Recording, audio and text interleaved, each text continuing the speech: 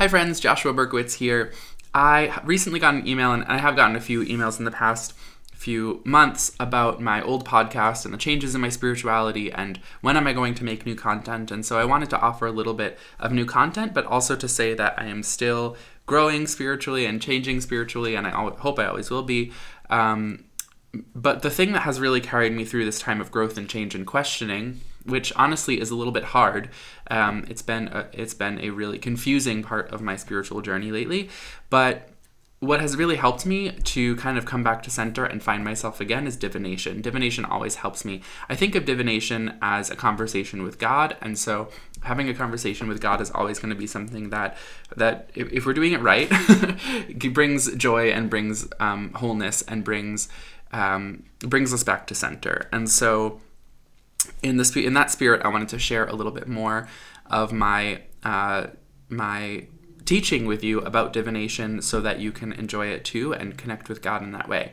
I really do. I know that's a little philosophical and maybe religious. I really do feel like you need to know what you're doing when you're doing divination. If you don't, and that idea might change. It will definitely change throughout your work as a diviner. But if you don't know what you're doing in the moment, chances are the answers you're going to get are not going to be particularly constructive or useful.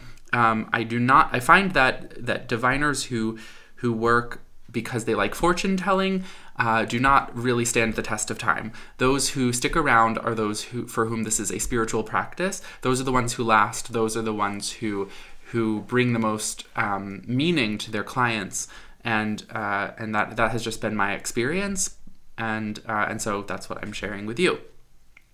So anyway, enough preaching. Today I want to share with you how to really deepen a dice reading, and we're going to talk about individual parts. So that's, the video I made before, which introduced you to the Jewish folk method of dice reading that I invented. It talked mostly about sums. We talked about sum numbers as the main sort of thrust of interpretation in a reading, and I also made a video showing some example readings. But I didn't talk that much in the first video about parts of a sum and how to read those. And I'm going to show you three things about parts that will help you to deepen your dice reading if you want. So, and I highly recommend that you do take some time to deepen your reading practice once in a while. So the first thing I want to share with you is what the individual parts mean when we're looking at them, because they are not they don't have necessarily the same meaning as a sum. And they also offer us a little bit of an extra hint or tweaking of the sum's meaning when we add them to an interpretation. There's also really interesting mystical things, I think they're mystical, about dice. Like, did you know that opposing faces of a die add up to 7? So, across from a 1 is a 6, and across from a 2 is a 5, and across from our 3 is a 4. So they all add up to 7, which in our system of reading, the sum of 7 is Shabbat, is rest. And so the dice want to sort of bring us to rest. They want to bring us to center. They want to bring us back to remember who we really are. And so that's a little bit of a mystical or spiritual take on the structure of a die that I think is a great intention to set for your reading practice. The other thing I'll say about deepening your readings, I know I'm beating around the bush here without just jumping in. I keep a notebook with a lot of my sort of divination notes in it, and I'm not strict about this notebook. This is sort of like a little bit of everything, to be totally honest with you. It's kind of all over the place and in several languages and that kind of thing. But I like to, when I want to deepen my reading system, I like to write out interpretations for different things and sort of let my mind go free and add things to the system as I go along, and I grow the system, and that way my readings stay fresh and I stay flexible. I've seen a lot of things on the internet that say when you're learning a system of divination, pick a list of correspondences and stick to it. I think that's actually true for a time. It's really good to stick to a list of correspondences while you're learning, but then to be open to adding more to the process as you go on. And so one thing that I've added recently is looking at dice divination in parts as opposed to just sums, and giving the parts a different meaning than just the sums themselves. And so we're going to talk about that meaning right now. So with a 1 as a part, not as a sum, with the 1 as a part, I call this the I, which has very positive and very negative connotations both at the same time. 1s are intense. It's one little pip taking up this whole face. It's a lot of space for this 1 to hold, so it's going to be an intense part. And in the sort of binary of dice reading, this is the negative, the no, the curse, etc. side. However, this little 1 can also represent a seed. It can represent total potential, something that's about to sprout. And that's really, I mean, what is a curse other than just lying fallow ground, right? Like we're just waiting for the blessing to come along. And so that's sort of the symbolism of the 1 as a part. Now, the 2, it retains its blessing symbolism, but now the seed has a friend, and so this represents the beginning of fulfillment of potential. It represents the positive yes or good side of our dualistic dice reading. It signifies first steps. It signifies a beginning. Beginning and blessing in Hebrew are also both start with b sounds, interestingly enough. Beginning is breshit. That's sort of the biblical word that we think of when we think of beginning, breshit, and blessing is bracha. And so there's a sense of real beginnings. 1 isn't really a beginning in this system. 1 is before the beginning. It's sort of like 0, actually, in some ways, and 2 is the real beginning. So then we have 3. You'll also notice that, you can't exactly always move from, I don't know if this is significant at all, or if this is different in different dice, but you can't move through the whole sequence in order 1, 2, 3. You can't just move directly to 4 after that. I don't know what to make of that. But anyway, 3 is going to be our intellect.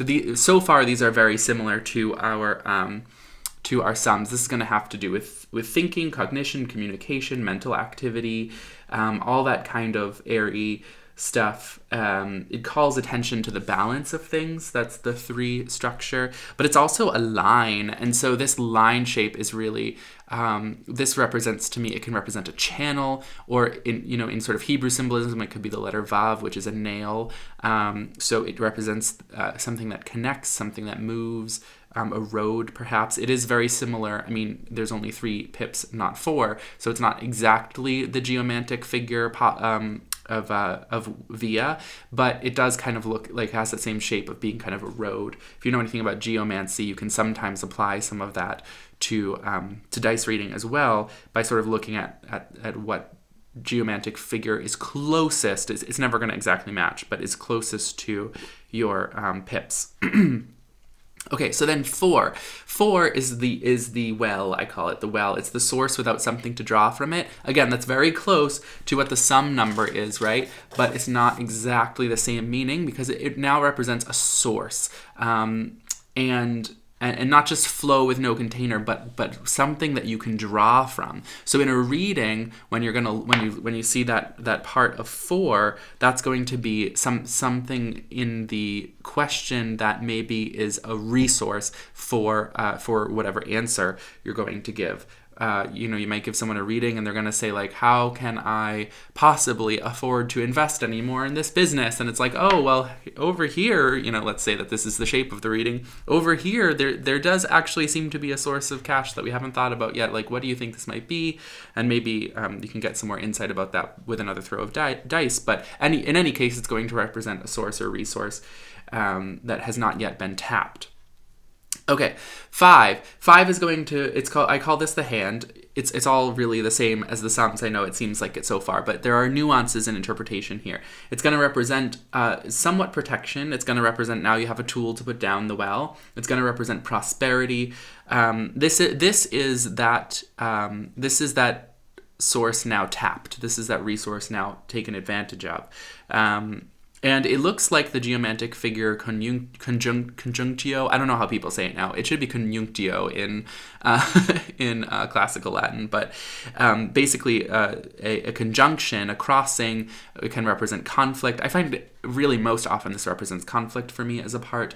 It can represent things coming together, a crossroads perhaps. You have the road of the 3, so if you have 2 of them crossing, that's the 5. If you have two of them side by side, it's a 6. And this would be the geomantic figure populace, which is sort of I haven't done geomancy in a while, but it's sort of the crowd, the community, the surroundings.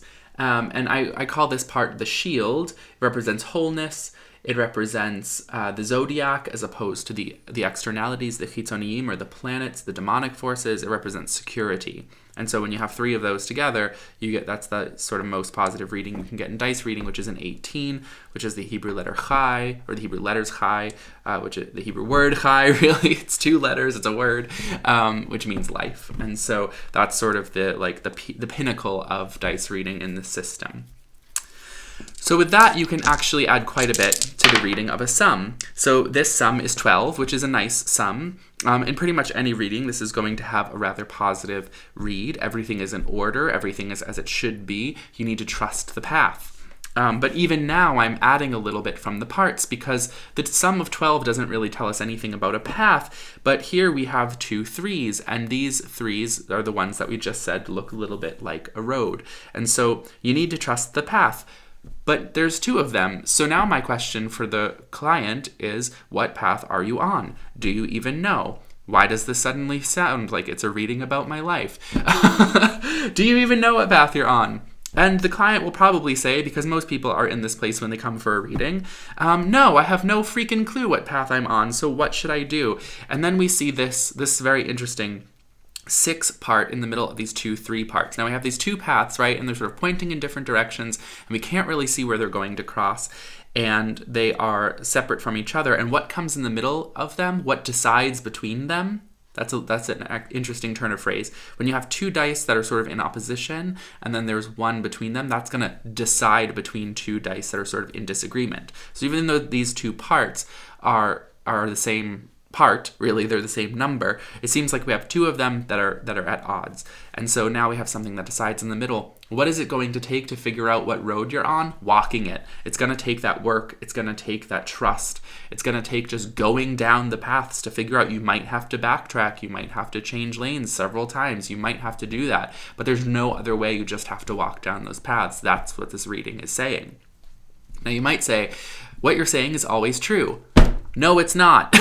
No, it's not. Sometimes in life we have a guide. Sometimes we have foresight. Sometimes in life we can look down the path and see what's coming and decide it's not for us. Other times in life we really have to learn through experience. We really have to learn through doing it. So when you catch yourself or a client saying, hey, aren't you just giving me good advice? Think about what the other possibility is. Oftentimes, this is true with every kind of divination I've ever learned or taught. What is not on the table is what is as important as what is on the table. I teach that in card reading all the time. If you have all these cards that are adding up to this certain kind of story in your reading, but there's one missing that seems like it should be there, that's a huge flag. That's trying to flag you down and say, hey, where's this thing? Where's this element? So someone might say, well, that's just generally good advice. And I would say, no, it's not always good advice. What we're missing here is the guidance, is the intuition. There's no indication of that here. In fact, with 2 3s, our 3s are very intellectual as parts and as sums. And so with 2 3s, it's kind of like, this is kind of all rationale. Where's the intuition? Where's the spiritual connection? Those are going to be good questions to ask your client in this reading.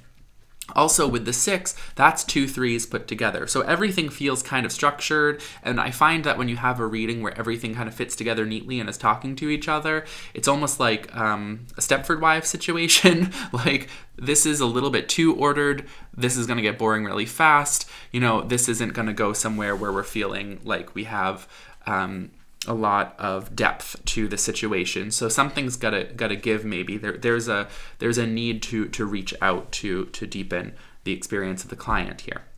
They're also they're kind of neatly together. This is usually my dice readings are really spread out. This is not so spread out, so that's a sign to me that things are a little bit like neat and perfect. And my mom would say, just so. That's her phrase for that. Things are a little too just so in this reading. Now, that might not be true for you. You might roll your dice like this every time. So that's not going to be as significant to you if you do. You have to do a lot of readings so that you know what your throw is going to look like on average. Now, if you're always packed together like this because you throw your dice really low and carefully, right? Then it's going to be really interesting when one day, your hand twitches or something and you do it a little differently and everything is really spread out. That's going to be very significant to you. But the fact that they're packed together isn't going to mean a whole lot if they're normally packed together for you. So some of this, you have to use your common sense about readings. This isn't going to mean the same thing for every person, because some people are going to get readings like this all the time and some people aren't. Thinking about those statistics can also, I'm going way off the planned topic of discussion here, but thinking about statistics can also help you really deepen a reading. An 18 is really rare. A 1, a 2, a 3, and a 4 are really rare. The closer you get to the ends of the spectrum, the rarer a dice throw will be. 7, 8, 9, 10, I'm not counting with my fingers, I'm just listing them off. 7, 8, 9, 10, 11, 12, those are your most common throws. But really, closer to the middle is where you have the most, closer to the middle of those, of the spectrum of possible throws is where you have the highest probability of getting, which actually, technically speaking, with 3 dice, if you always count up the whole sum of all 3, and none ever fall outside of the circle, 11 and 12, I think, are the most statistically probable. And so those are going to be sort of like, okay, that's a normal reading. An 11 or 12 is like, it's not, the reading isn't going to be something incredibly remarkable. It's going to be that things are kind of like fine. But if you get a 17, it's like, oh my gosh, you're going to read that as really significant and special. So, you have to use some common sense. You have to use some knowledge of statistics. It's very easy on the internet to find articles about dice throwing and probability. And it can be a little bit technical and dry to get through, but I'm not a mathematician. I don't know why I decided that mathematical oracles are my new thing, but it can be actually really helpful to try and tough through some of those articles, and it might even bring back a little bit of your algebra. So that's all very fun. What else can you do with parts? Well, let me show you. I never roll packed readings like this. This is so interesting. Okay, here we have a sum of 8. 8 is bitul, is dissolution, is things kind of falling apart. Recently I've started calling this self-emptying, because I read double 9 dominoes, and so in a double 9 set, an 8 is basically a box of 8 pips, and so with an empty center. So to me that represents self-emptying, which is what really bitul means in Hebrew. It also represents, I guess in Greek we would use the term kenosis, the sort of emptying out of the self. And so with this 8 reading, we would say there's a self-emptying happening here. I wouldn't necessarily use the word loss. This seems like a self-emptying that's more cathartic, because it's a shalem reading. All of the dice are in the circle. So now what do we do with the parts? We can actually take a narrativistic approach, and we can say, you really need to predetermine which one you're going to read first. If the numbers are all in order and sequential, like if you got a 1, 2, 3, which is a 6 sum, but if the parts are 1, 2, 3, I would read them in order 1, 2, 3, because they're sort of, they clearly want to be in that order. That's what's going on in the reading. But here we have 1, 2, 5. So to me, that's like, oh, suddenly a big jump. I wouldn't necessarily read them in order knowing that. But if we're going to read them narrativistically, you could, this is what I'm actually going to do right now, you could read from left to right, from past to future, with sort of present in the middle. The difficulty, of course, is that, they're all sort of clustered in the future direction, but you can kind of look and say, okay, if we look really carefully, the 5 comes first, and then it looks like the 2 and the 1 kind of come at the same time. So maybe this shows what's been happening in the past, and this is where we are now. Now, the 5 is going to represent to us a conflict. There was a conflict. Maybe there was an internal conflict, because again, we're not seeing loss. We're not seeing a lot of externality here to this 8. So that maybe there was an internal conflict, and you made a decision. Is this reading all these examples are just going to be about my life, I guess. This is what happens when you don't ask a question, folks. You get readings about anything. even things you don't want to talk about in a video you're making for instructional purposes, but here we are. So you had an internal conflict and made a decision, and what did it lead to? A 1 and a 2 kind of opposing each other, a curse and a blessing. What do I do? It's a curse and a blessing. I have the blessing of perhaps freedom coming away from this conflict, but the curse of freedom as well. There's a great Wendy Rule song. I don't know if you know the musical artist Wendy Rule. I met her once. She was lovely. There's a great line in one of her songs. I don't remember which song it is, but it has stuck with me. It's become like a mantra to me. Freedom can be cruel. It's this idea that like when you're free, you're really responsible, and so it's like you really have to take responsibility for your decisions, and even with yourself, take care of yourself in your freedom. Maybe that doesn't make sense to folks, but I don't even know how to describe it. It has such a deep meaning to me. And it's sort of represented by this internal conflict, set myself free, and now a blessing and a curse.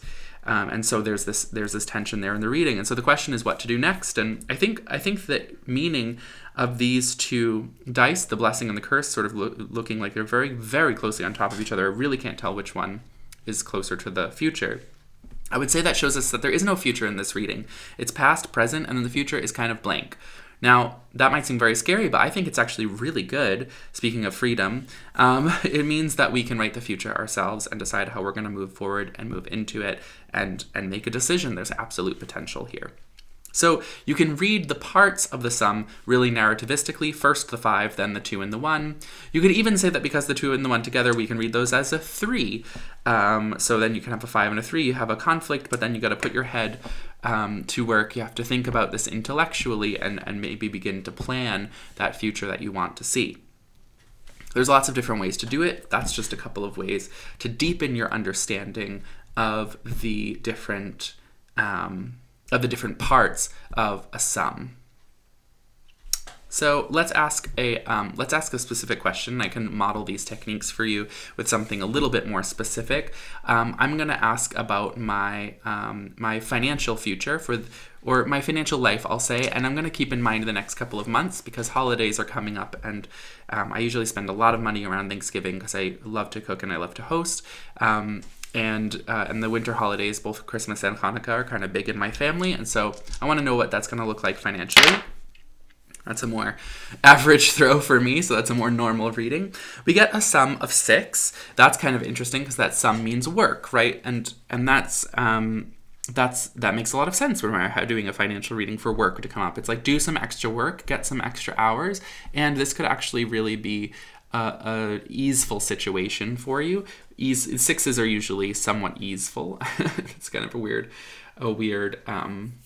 word, but I find 6s to be usually. I feel like they usually show you that if you put in the work, that things will turn out well, and for the most part, 6s come up when you are putting in the work. I feel like you get other numbers when it's a warning. But that's just my experience of reading. And in this case, what do we see? We see untapped potential in the 4, right? So there is extra work I could be doing, perhaps. And there is, actually, now that I think of it, there's a client who reached out to me recently, and I did not follow up to schedule an appointment. So I'll be getting on that. And then we have 2 1s. And so those each represent a seed. That represents a seed or a potential, right? There's multiple seeds here. There's multiple avenues where I could go and find some potential extra work or extra hours to cushion this holiday season and to maybe lighten the load of spending here. I have saved up a little bit of money recently, but I don't want to spend that. I want to hold on to that. So finding out these extra opportunities for work would be a really good way for me to prepare for the holiday season. And what's interesting to me is that they form really this very perfect triangle. I know the angle is a little bit off from the camera to the desk. It's actually like the camera's actually pointing at a 45-degree angle, which you may have noticed. It looks a little slanted. So to you, it looks in the screen actually to be less perfect of a triangle, but to me this looks like a very perfect triangle looking straight down, bird's eye view.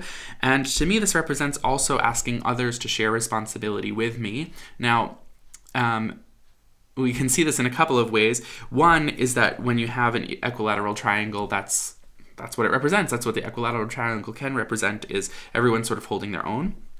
But the other thing is that even though the triangle is equilateral, one of these pips is really outrageously higher than the others, right? They're 1, 1, but then 4, like the whole extra rest of the sum is held by this one die, with this one part. And so when you have a situation like that, there's a kind of tension, I would say, between the snake eyes and our 4, which represents that perhaps I need to delegate better. I need to ask for people to pitch in a little bit more, maybe especially around Thanksgiving, actually.